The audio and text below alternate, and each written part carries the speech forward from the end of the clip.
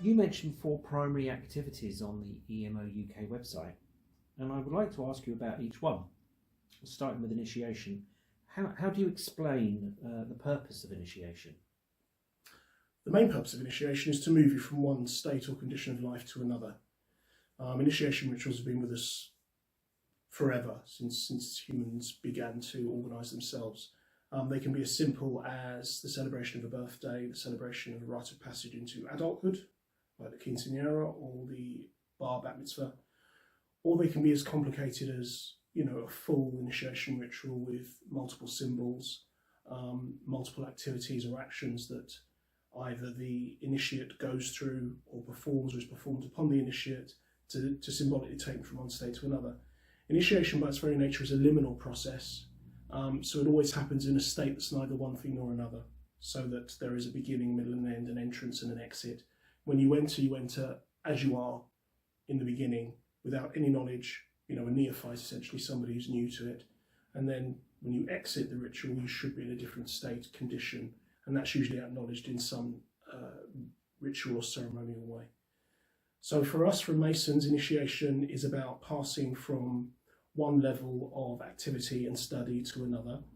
And with the Egyptian rite, the initiation should also be an energetic shift upwards as well. It shouldn't just be about accessing a new set of documents or studying a new aspect of the symbols. It should also be an expansion of your consciousness, an expansion of your region of operation as a human being, on the subtle levels as well as the obvious material and intellectual ones. Do you welcome unsolicited applications or only recommendations from current Masons? Most Masonic orders prefer recommendations because there's a bond of trust that's already there with the members. So you know that a member that is loyal to your order will invite someone who's in harmony with the aims of the order and the atmosphere of the lodges, etc. But people can apply via the website and we'll get to know them as they present themselves. It's important that people are honest when they do present themselves to the order, so that we can get to know you truthfully, and vice versa. Of course, we will share with you who we are, what we're about, why we're doing what we're doing. So of course you can apply as an individual if you feel drawn to. We certainly wouldn't turn you away. How ancient are your initiation rituals? I think this is an important thing to differentiate. People do often get into a bit of a quibble about the ancient provenance of Masonry and Masonic rituals. And of course Masonic rituals as texts are constantly being updated or tweaked or modernised according to the time period they're in. And there are multiple versions of the same ritual. What I think is important to understand is that the ideas, the symbols and the processes in the ritual are ancient. They can be found in the ancient texts of Egypt and other cultures. Many of the initiatic processes that people go through are either identical or are variations of those same processes that initiates went through, 1,000, 2,000, 3,000 years ago. So the elements of our initiation rituals are certainly ancient, even if the texts are modern or come from the 17th and 18th century rather than an earlier time. Is there any special time at which initiations should take place? For the first 3 degrees, apprentice, companion or fellow craft and master mason, no, that's why they call them craft or symbolic rituals.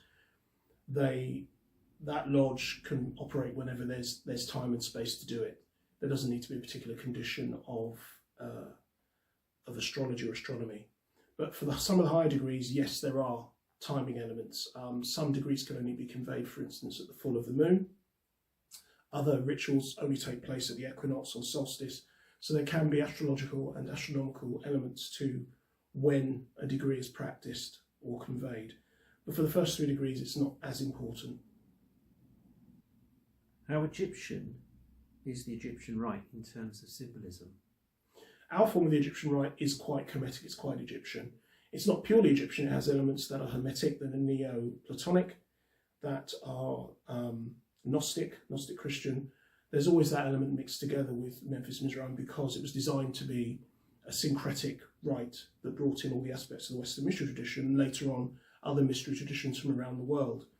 But our particular form of the Egyptian rite is quite Egyptian in its symbolism. We include the Egyptian gods, elements of Egyptian philosophy, certainly Egyptian symbols like the Ankh and so forth will appear in our rituals. And the higher up the ritual ladder you go, the more Egyptian it becomes.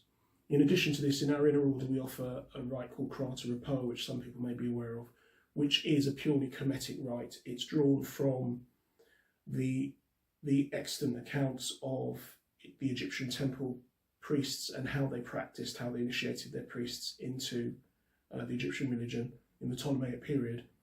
And it has other elements too that are older now that the Rosetta Stone has translated so much for us. So that is purely Kemetic. So there is quite a lot of Egyptian element to our rites, and we're very happy that they're there. Are the secret signs and passwords really a thing? And how secret are they? I think with the popularisation of Masonry, and of course some of the bad press that Masonry has received over the years with people trying to expose our secrets and so forth, people need to understand that there are multiple elements to our secrecy. The signs, words and tokens are reasonably consistent, but there are additional sides and elements to them that are not written down that sometimes vary from lodge to lodge in subtle ways. So although there is a uniform acceptance of the Masonic secrets, there are certainly aspects to them that have never been revealed in print, and there are aspects that particular lodges may accentuate. There are also additional secrets that are given that secure the lodge as well. For instance, there can be an annual watchword that changes once a year that only the members of the lodge receive, and if you don't have it, you are not allowed entry. And of course there are background checks. Everybody tends to know who somebody is when they're coming in. So the secrets are preserved more completely than people might realise in the public. Does your order perform background checks? Yes, we do. Depending on what we feel is necessary. If somebody's recommended and they're known, it's less important. But we do sometimes ask if people have CRB checks, especially if they're going to go into a role that requires them to handle money. It depends on the circumstances. Some lodges and some orders are stricter on that than others, but all Masonic lodges do try to take care that they're inviting people they have some reasonable confidence in. We want people who are of good report, so that's why people should just be honest. Is initiation permanent, or can people have their degrees stripped or cancelled? If people break their Masonic oaths, if they break the law in a grievous way, if they cause any harm to their brothers and sisters in the order, yes, they can be excluded and they can have their Masonic status stripped by the order that gave it to them. Also, of course, if you are proven to have committed acts that are unbecoming of a Mason, other Masonic orders will also get to hear about that. So it's not a good idea to do that, because one's reputation in Masonry is all one has. Of course, there are people that try to exploit that and spread rumours, spread lies, so one always has to be vigilant that things are not motivated by malice. But if somebody does do something that's clearly out of order, yes, they can have their degrees stripped by the Master Lodge, certainly Grand Master. But it depends how you see initiation. If initiation is truly a change in your energetic makeup, is an expansion of your personality or your nature, then it should be permanent, because you've lifted yourself up through the ritual, you've exalted your nature, you have a firmer grasp of morality, of consequence, of sensitivity, compassion. These are things that should be increased in you the further you go through initiation. So one would expect that to be a permanent feature of somebody's nature and the quality of their personality. But of course, it doesn't always work that way with people, and some people conceal things about themselves that later prove to be un-Masonic. And then of course there are always consequences. Would it be possible for someone to discover the signs and passwords and fake their way into a lodge? That would be difficult, I think, because of all the multiple checks and balances that Masonry uses to secure itself. Even if someone, ferreted around in some of the published materials and found examples of signs and passwords and so forth, they're rarely complete, and usually they're from an era that is so far back in time that there may have been subtle changes that the Constitution has agreed to make to some of the signs to improve them or resecure them. So it isn't that easy. Of course, someone possibly may try, but because Masons like to know who they're sharing a lodge with, it's not necessarily that easy to do. I hear that some degrees are conveyed by sword and decree. Can you explain what this means? Okay, sword and decree is a manner of conveying a degree. Usually it's a Grand Master who has the power to do it by dubbing the person in the same way a knight is dubbed and declaring that they have this degree.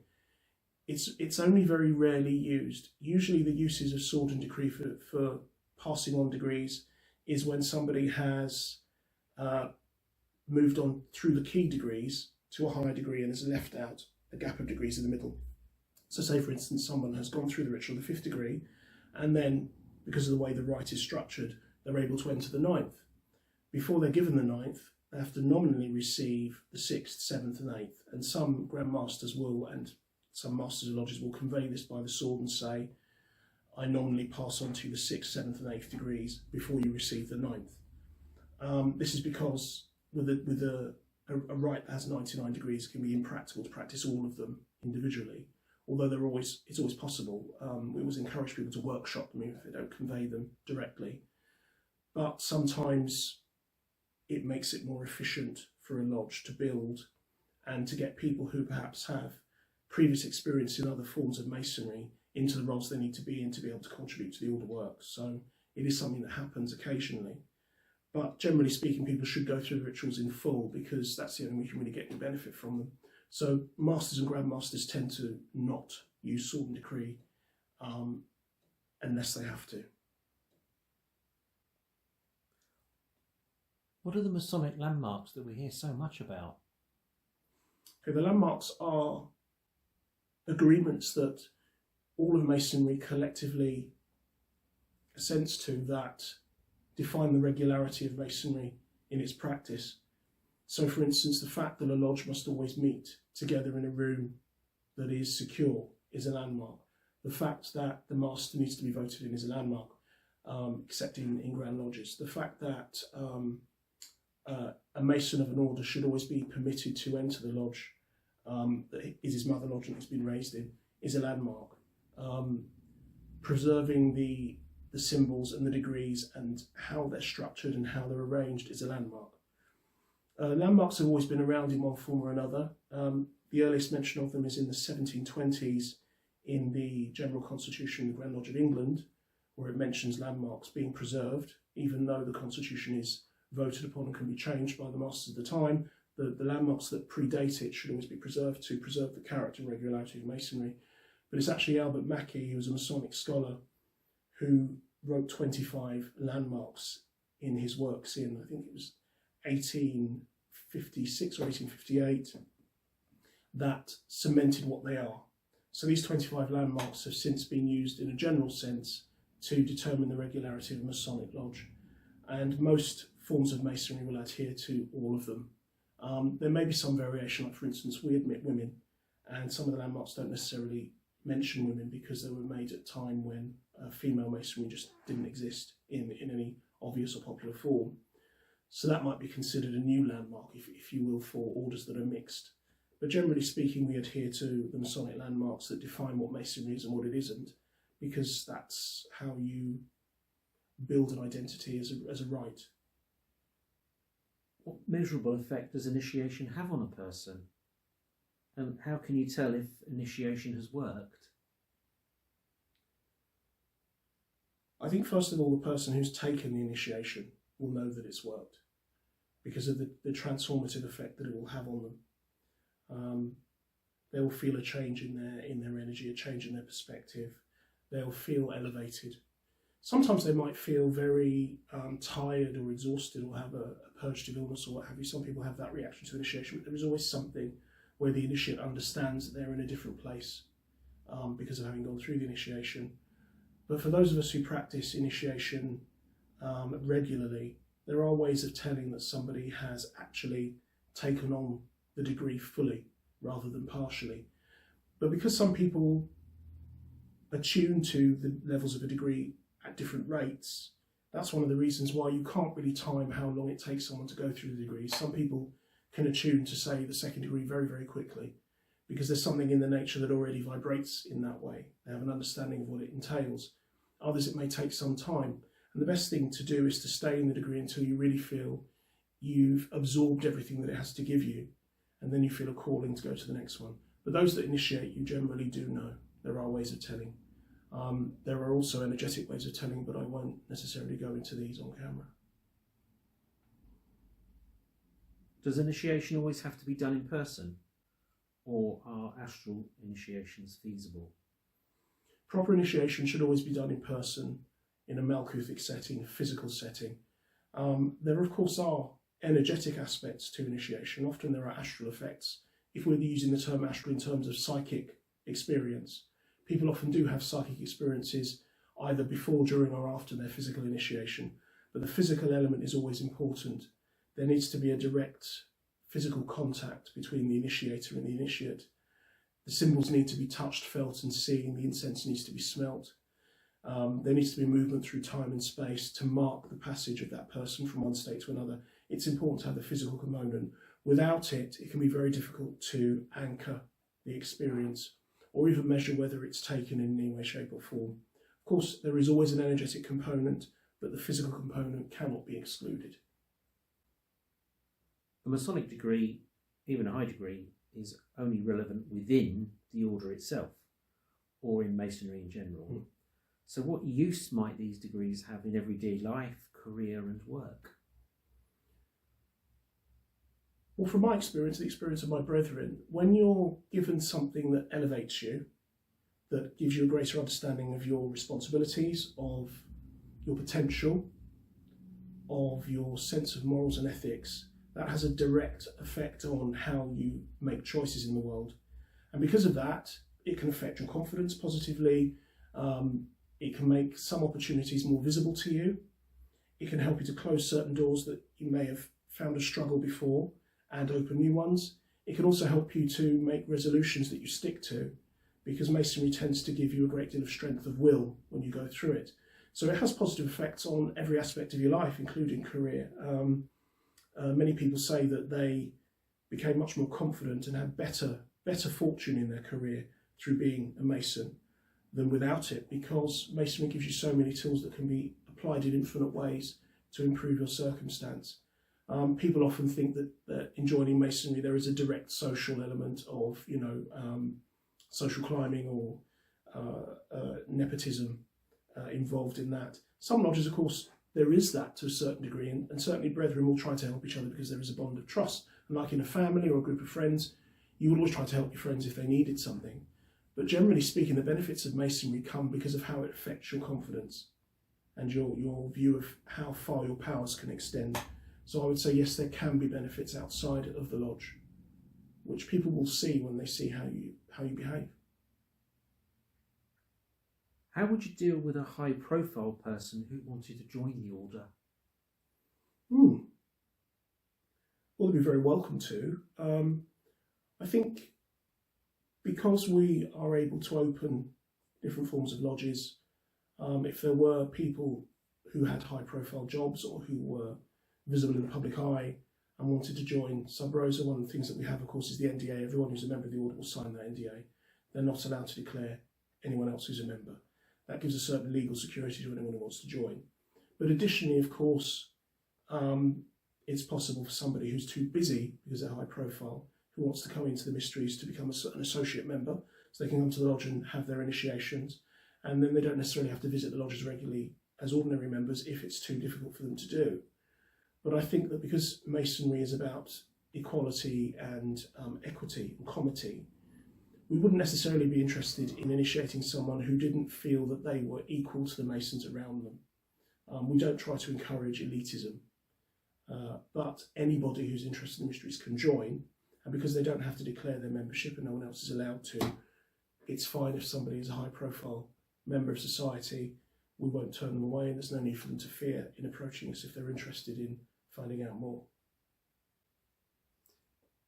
Thank you, Grandmaster. My pleasure.